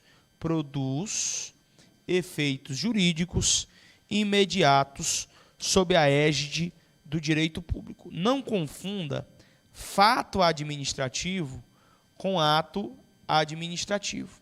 Não confunda fato administrativo com ato administrativo. O fato administrativo é uma situação que aconteceu, um acontecimento. O ato administrativo é uma manifestação de vontade. Manifestação esta que eu já falei e que deve ser publicada em meio oficial. Publicada em meio oficial. Diário oficial, por exemplo, é o meio oficial. O fato administrativo é uma situação. O ato administrativo é uma manifestação de vontade da administração pública dentro do cenário do direito administrativo. Professor, o fato tem que vir antes do ato? Não. É possível que o fato venha primeiro, depois o ato venha em segundo. E é possível que o ato venha primeiro e o fato venha depois. Por exemplo, vamos imaginar o fato vindo primeiro antes do ato. Vamos imaginar que houve a morte de um servidor. A morte de um servidor público é um fato ou um ato? É um fato. Só que essa morte vai produzir um ato administrativo, que é a publicação no meio oficial da portaria de vacância que gerou o falecimento, melhor dizendo, que gerou a vacância. Então, aquele falecimento que gerou a vacância é um ato administrativo. Logo, nós tivemos, nesse caso, o fato vindo primeiro, para depois nós termos o quê? O ato administrativo. Mas é possível que nós tenhamos primeiro o ato, para depois vir o fato. Por exemplo, a prefeitura determinou a derrubada de uma mureta que foi construída num terreno público. Mandou derrubar. Sem precisar do juiz, mandou derrubar. Aquilo foi o quê? Um ato administrativo. Quando os caras vão lá e colocam a mão na massa, derrubando a mureta, fazendo uso da força, aquilo ali é o quê? É um fato. Então, perceba que no meu exemplo 2, primeiro eu tive um ato administrativo, para depois eu ter um fato administrativo. No meu exemplo 1, primeiro eu tive um fato administrativo, para depois ter um ato administrativo. Vocês estão entendendo, sim ou não? Beleza? Então, cuidado para não confundir a diferença entre fato e ato. Bem como você tem que saber o que é o silêncio administrativo. As provas vão querer cobrar de você sobre o silêncio administrativo. Quando eu falo de silêncio administrativo, é porque a administração ficou calada. Não tem essa de quem cala consente aqui, não. Existe uma frase que diz, quem cala consente, não é? Quem cala está afirmando, está reconhecendo. Aqui não existe, não. Se a administração ficar calada, ela não está consentindo em porra nenhuma. A não ser que a lei determine isso. Se a lei determinar que a administração, por ficar calada, automaticamente produzirá o ato administrativo, então assim será feito. Então entenda, o silêncio administrativo em regra, não produz um ato administrativo. Silêncio administrativo em regra não produz um ato administrativo, exceto se houver previsão em lei neste sentido. Se tiver previsão em lei neste sentido. Se a lei disser que aquele silêncio da administração pública gerará um ato administrativo, aí é tchau e benção, não tem para onde correr, vai dar certo e vai ser o silêncio administrativo produtor de um ato administrativo. Então, o silêncio administrativo, em regra, não produz um ato administrativo, a não ser que esteja previamente estabelecido em lei oportunidade em que gerará um ato administrativo. Tá certo? Sim ou não? Sim ou não? Sim ou não? Atributos do ato administrativo. Quais são os atributos do ato administrativo? É a regra da PAT. Regra da PAT. Esse P, vão ser, na verdade, 2 P's, que é presunção de legitimidade e presunção de veracidade. Presunção de legitimidade e presunção de veracidade. Aí eu tenho a autoexecutoriedade. Autoexecutoriedade, tipicidade e imperatividade. Esses são os atributos do ato administrativo. Então vamos lá. Quais são os atributos do ato administrativo? PAT, presunção de legitimidade ou presunção de veracidade, autoexecutoriedade, tipicidade e imperatividade. Ô, professor, o que é presunção de legitimidade? Copie. Vocês estão aqui meio que... Calma. Inspire e respire que vai dar certo com toda certeza. Final do ano. provas chegando já, né? Concurso público, mudança de vida. É só conversar com o concursado. Ó, você quer saber se esse negócio muda de vida? Converse com o concursado. Converse com o concursado mesmo. Tá o Epsch ali, ó. O Epsch é concursado ali, né, Epsch? Concursado. Mudou ou não a vida aí, Epsch? Mesmo que você ainda não esteja no canto onde você quer, mudou mais ou não? Mudou sim. Entendeu? É isso, muda. A vida muda. Então, é incrível como você vai ter uma mudança de paradigma. Agora tem que esperar, tá? Tem que esperar, tem que ter paciência, tem que ter foco, tem que ter aquela linguagem corporal de aceitabilidade do meio. Tem pessoas que não aguentam viver o meio e já desistem no meio do processo. Você não pode desistir, não. Você está no meio aprendendo e ganhando experiência com esse meio do caminho. Chegar lá no final, você não vai ter experiência de nada. Já percebeu que o resultado final não te ensina nada? O resultado final, ele não te ensina nada. Quem te ensina é o meio do trajeto. Aqui ensina a fase do meio. O resultado é só glamour. As pessoas dando parabéns. Chega lá, eu sabia o caralho. Né? O meio é que dói, porque é no meio que você aprende. Imagina, dezembro, liseira, sem nada, você doido para viajar, doido para fazer uma viagem aí para uma praia paradisíaca, e você não está em condição alguma de viajar, vai ficar em casa mesmo, às vezes morando com seus pais, você já está... Não é que você queira sair de perto dos seus pais, mas já deu. Você chegou numa certa idade e incomoda o fato de você não ter o seu próprio lugar. Eu não sei para vocês que têm 20 anos, 19, mas quem já tem 32, 33, se está morando com os pais, meu amigo, isso é um inferno, deve ser. Eu com 21 já era um infernozinho, um mini inferno, né? Com 21, eu vou vazar daqui, com 21 eu já não morava mais com meus pais, com 21 não, com 19, porque eu fui embora. Para ter independência foi com 21. 19 eu fui embora para morar na casa dos outros, para estudar. Com 21 eu fui embora mesmo com meu dinheiro, com tudo o que eu precisava, aí, totalmente independente da minha família, na verdade ajudando os meus pais, né? Em 2023 anos eu dei um carro para o meu pai, ajudei ele a comprar o carro dele novo, né? Ajudando. Aí você passa a ser o provedor do seu lar, passa a ser a referência. Você não é mais o filho daquela pessoa. Olha o filho do João, olha o filho do Pedro, né? O povo diz, tu é o filho do menino? É mais fácil dizer, tu é o pai do fulano? É mais fácil perguntar para ele. Você passa a ser referência. Por exemplo, as minhas pessoas não conhecem a mim como filho do Amauri, que é o nome do meu pai. Conhece ele como o pai do Lucas.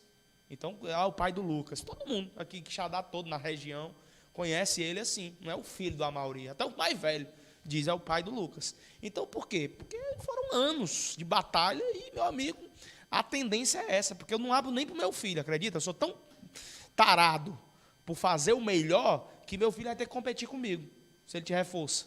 É isso aí, eu sou doido, entendeu? Vai ter que competir comigo no mercado, porque ele vai ter que ser o pai do Gustavo, e não o filho, entendeu? Porque eu não quero inverter, tá entendendo? É isso. Professor, isso é doença. Doença é você ser medíocre. Aprenda. Pessoas medíocres, elas são doentes. Pessoas que não vislumbram outro território se não for o sucesso, que são famintas por sucesso, sem ter que pisar em ninguém com honestidade, viu? É muito difícil. Você ser faminto por sucesso, sem ter que pisar em ninguém, com honestidade, num país que não valoriza quem, por exemplo, gera emprego, gera renda, é muito difícil. Aí você tem que ter propriedade, bala na agulha, para acordar cedo, porque passarinho que acorda tarde, bebe água suja. Você tem que entender isso, acordar cedo, dormir tarde, trabalhar, dar duro, fazer do domingo uma segunda-feira. Essa é a minha rotina.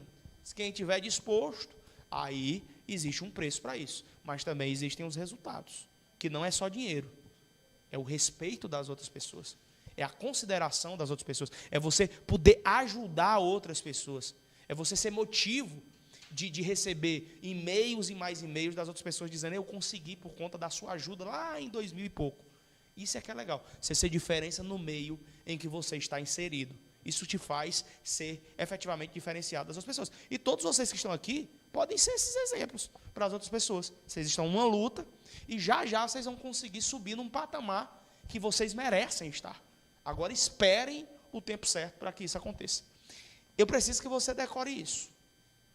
Presunção de legitimidade e presunção de veracidade, alta executoriedade, que você já conhece, que ficou mais fácil, sim ou não? Tipicidade eu vou explicar, imperatividade eu vou explicar. Primeiro, o que é presunção de legitimidade, o que é presunção de veracidade. Presunção de legitimidade é quando eu tenho um ato administrativo em conformidade com a lei. Sempre que eu tenho o ato em conformidade com a lei, eu tenho presunção de legitimidade. Quando eu tenho um fato em conformidade com a verdade, eu tenho uma presunção de veracidade. Então, eu preciso que você anote esse binômio. Ato-lei, fato-verdade. Quando eu falo ato-lei, eu tenho presunção de legitimidade. Quando eu falo fato-verdade, eu tenho presunção de veracidade. Então, vamos lá. Vamos imaginar a seguinte situação. Presta atenção. Você produziu um ato administrativo. Como é seu nome? Évila produziu um ato administrativo. Tá, produziu. Quando ela produziu o ato administrativo, ela é servidora pública e produziu, aquele ato administrativo é presumidamente legítimo. Por quê? Porque ela tem presunção de legitimidade. O ato administrativo produzido por uma servidora pública tem presunção de que é legítimo. Quem tem que mostrar que aquilo é irregular é o particular. Ele que vai ter que provar o contrário, de que aquele ato não é legítimo, de que aquele ato não está na lei. Imagina, um ato que saiu, acabou de ser publicado um ato, nomeação, você viu lá no Diário Oficial da União. Para ti, que olha assim a grosso modo, ele é legal ou ilegal? Legal, por quê? Porque você já adotou a presunção de legitimidade. O que é presunção? É eu saber antes de ter certeza. Eu presumo que o ato é legal. Isso é presunção de legitimidade. Quem é que tem que provar o contrário? O particular. Por isso que a presunção adotada aqui é uma presunção relativa de legitimidade e de veracidade. Essa presunção relativa é conhecida no mundo latino como presunção juris tantum. Juris, diga juris. Tantum. Pronto, presunção relativa. Então a Évila praticou um ato administrativo e presumidamente aquilo ali é o quê? Legal. É legal. Contrariamente, eu teria na presunção de veracidade, porque não é ato, é o fato. Eu não me preocupo mais com o ato, eu me preocupo com o fato. E esse fato tem que ser o quê? Verdade. Uma coisa é o ato estar na lei, outra coisa é o fato ter sido verdade. Professor, eu posso ter um ato na lei em que eu não tive presunção de veracidade? Claro que não. Como é que eu vou ter um ato? Pode até ser um ato que é presumidamente da lei. Porque, por exemplo, eu posso publicar uma nomeação do... Como é teu nome? Do Sebastião. Eu posso publicar a nomeação dele agora no Diário Oficial da União. Realmente o nome nomeação existe na lei? Sim ou não? Só que se ele fez o concurso já, então seria o quê? Mentira. Ou seja, eu teria a presunção de legitimidade, mas não teria a presunção de... Vocês estão me entendendo, sim ou não? Então, quando eu tenho uma correspondência do ato com a lei, eu tenho presunção de legitimidade.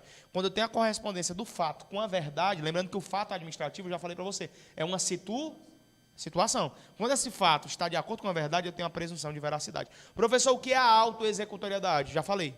Vou dispensar comentários. Certo? O que é a tipicidade? A tipicidade, o que é o típico? O típico não é aquele que é possível? Sim ou não? Falar, fulano... Por exemplo, tipicamente. Alguém trabalha aqui? Tipicamente, o que é que você faz? Operadora de caixa. Então, tipicamente, você mexe com dinheiro. Sim? Atipicamente, você pula de asa deltas, pula de paraquedas. Se você um dia, em cada ano, você pulasse de paraquedas, você iria dizer que atipicamente, de vez em quando é muito difícil, eu pulo de paraquedas. Mas, tipicamente, eu trabalho com dinheiro no meu dia a dia. Então, compreenda. Uma coisa é falar de tipicidade.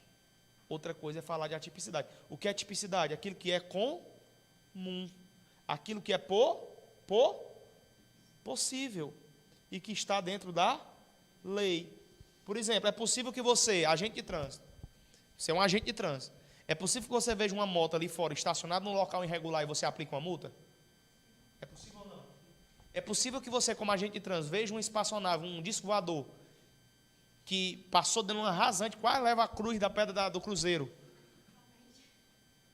Isso é atípico, porque isso não existe. Entendeu o que eu quis dizer? Então, tipicidade é isso. São coisas que existem, que são possíveis. O que é imperatividade? É a mesma coisa da coercibilidade que eu tinha falado para vocês. Lembra do conceito que eu dei para coercibilidade? Que é quando o ato administrativo se aplica para o cara independentemente da concordância dele? É a mesma coisa a imperatividade. Imperatividade é quando o ato administrativo se aplica para um cara, para uma pessoa, e pouco importa se ele concorda ou não concorda, não, vai se fuder. Não vai mandar o povo se fuder, mas é tipo isso, você pensa mentalmente. Por exemplo, você vai aplicar uma multa, tu é agente de trânsito, vai aplicar uma multa pro cara. Tu pergunta para ele, ei, macho, posso te multar? Posso. É assim que tu pergunta? Tu pergunta pro preso, quem vai ser polícia? Quem vai ser polícia aqui? Quem vai perguntar pro preso? Ei, por favor, macho, deixa eu te prender aí, mano, vai lá, por favor. Não. Não. Quem quer ser policial penal aqui? Policial penal. Pronto, então, não vai para aí. Posso fechar a cela, por favor? Você chega lá e fecha independentemente. Chega lá e fecha a cela independentemente do quê? Da concordância dele. Da concordância dele. Isso é o quê? Imperatividade. Então, quais são os atributos do ato administrativo? Vamos lá. PAT. PAT. Diga PAT. Presunção de legitimidade e presunção de veracidade. Auto-executoriedade. Tipicidade e imperatividade. Diga eu. O que eu digo aí? Eu entendi. Né? Até eu esqueci, tá vendo? Até eu esqueci o que eu pergunto. Eu entendi. Diga eu entendi. Pronto. Massa. Se você entendeu, beleza. Agora anote os requisitos do ato administrativo. Requisitos ou elementos do ato administrativo. Eles são os seguintes: competência, finalidade, forma, motivo e objeto. Competência, COFIFOMOB. Competência, finalidade, forma, motivo e objeto. Professor, precisa decorar? Com toda certeza precisa decorar. COFIFOMOB.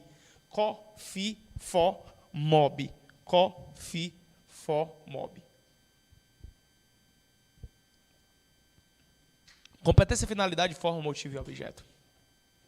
Competência é o sujeito do ato administrativo. É quem pode praticar o ato administrativo. É quem a lei diz que pode praticar o ato administrativo. Essa é a competência. Na competência, nós temos que entender que ela é, por si só, irrenunciável. Ninguém pode dizer, a lei me deu competência para fazer isso aqui, mas não vou fazer não. Por quê? Porque a competência é irrenunciável. É irrenunciável. E ela pode ser objeto de delegação e de avocação. Parece muito com o que eu havia falado para vocês naquele momento.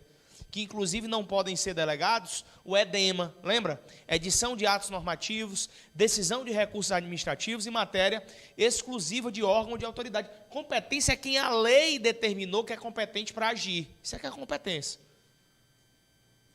Por exemplo, você está numa via federal. Quem é que é competente para aplicar uma multa ali? Polícia Rodoviária Federal. Você foi preso por tráfico... Você não, Deus o livre. Uma pessoa foi presa por tráfico internacional de drogas. Quem é competente para instaurar o inquérito policial? O delegado federal. O delegado da Polícia Federal. Você está me entendendo? Competência é que a lei determinou que fosse competente. Isso é que é competência. Finalidade é onde eu quero chegar produzindo aquele ato administrativo. Onde é que eu quero chegar?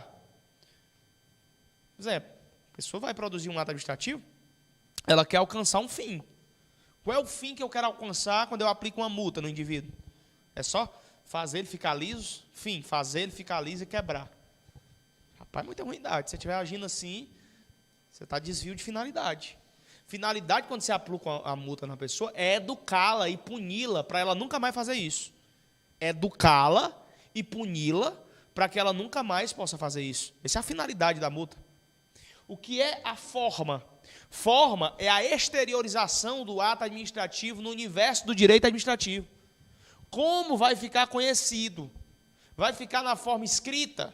Vai ficar na forma verbal? Vai ficar na pignoratícia, que é por imagem? Você sabia que quando você sai aqui, que você vê o sinal vermelho, ali é um ato administrativo sendo produzido?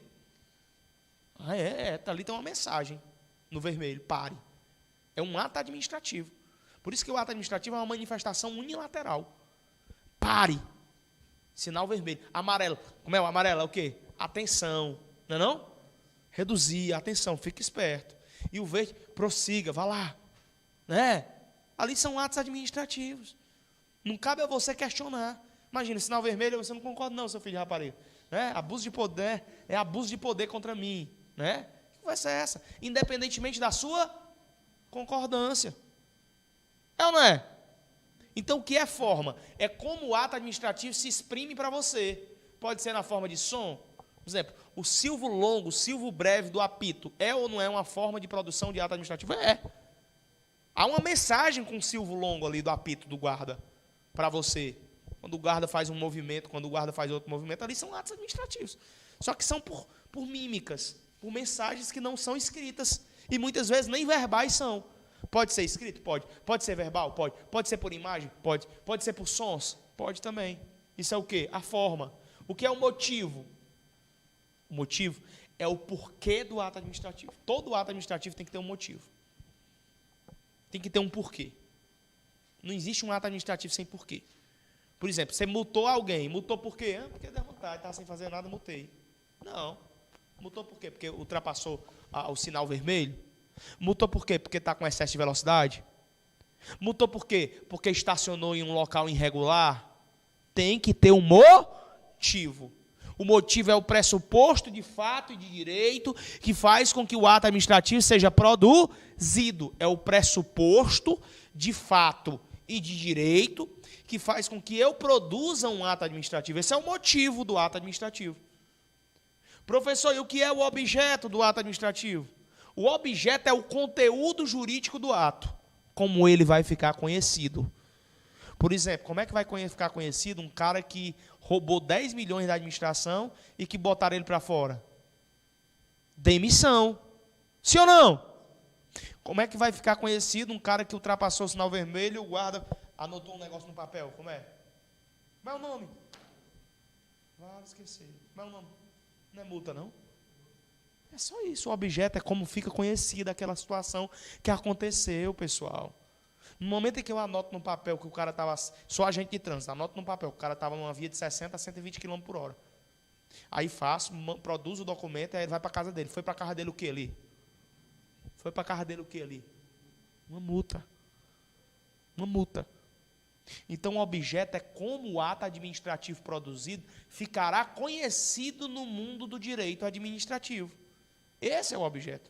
Então, quais são os requisitos ou elementos do ato administrativo? Vamos lá? Competência, finalidade, forma, motivo e objeto. Agora nós vamos ver a extinção do ato administrativo. Quando eu falo de extinção do ato administrativo, eu pregoo para você duas principais formas que mais caem em prova, que é a anulação e a revogação. De um lado eu vou colocar a anulação, do outro eu vou colocar a revogação. Revogação. Na anulação, o ato nasce ilegal. Já na revogação, o ato nasce legal e, com o passar do tempo, se torna o quê? Inconveniente, mas inoportuno. Inconveniente, mas inoportuno. Na anulação, eu tenho que a administração pública pode anular e o judiciário também. Já na revogação, é só a administração pública quem pode. Judiciário só aprecia a legalidade. Só aprecia a legalidade. Certo? Então, aqui já são duas principais grandes diferenças entre anulação e revogação. A anulação produz efeitos ex tunc, que são efeitos retroativos. Efeitos retroativos. Já a revogação produz efeitos ex nunc, que são os efeitos prospectivos. Efeitos prospectivos, ou seja, daqui para frente. Não interessa o que passou. Efeitos prospectivos. A anulação, não há direitos adquiridos, em regra, salvo para terceiros de boa fé. Não há direitos adquiridos, salvo para terceiros de boa fé. Aqui há direitos adquiridos. Há direitos adquiridos na revogação. Aqui na anulação eu tenho 5 anos de prazo para poder anular alguma coisa. Aqui não há prazo, porque é a partir da percepção,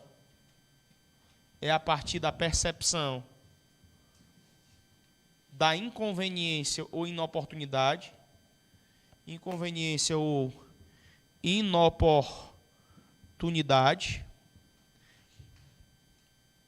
Interessante saber que atos vinculados e discricionários, atos vinculados ou discricionários, poderão ser anulados. Aqui só atos discricionários. Só atos discricionários é que vão poder ser revogados. Atos discricionários somente. Atos discricionários somente é que poderão ser revogados. Anote aí essas informações. Anote. Importantíssimas. Sobre anulação versus revogação.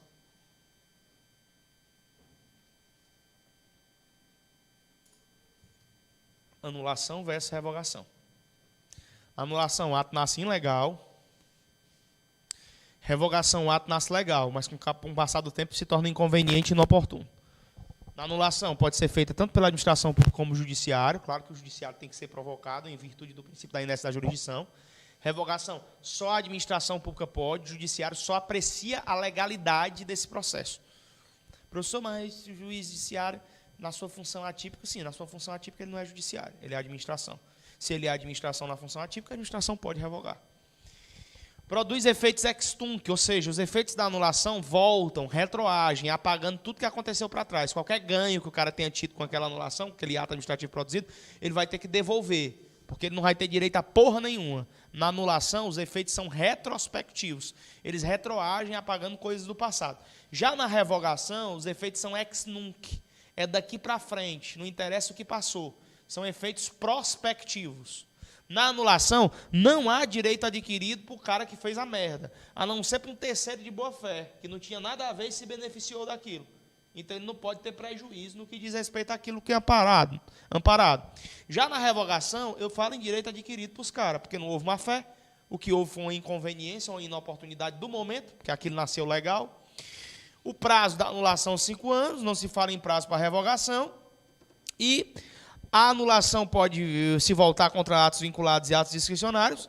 Já a revogação somente pode acontecer para os atos que são discricionários. É interessante eu pontuar o seguinte: quando eu falei aqui sobre o judiciário poder apreciar, o judiciário pode apreciar a legalidade da revogação. Quando eu quis dizer isso, que o judiciário pode apreciar a legalidade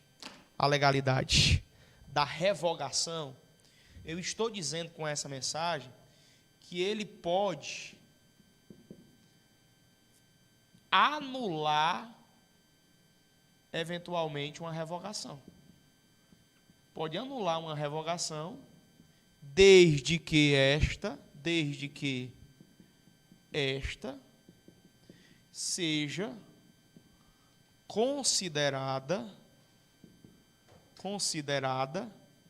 ilegal, certo? Então, ó, o judiciário pode apreciar a legalidade da revogação. Pode.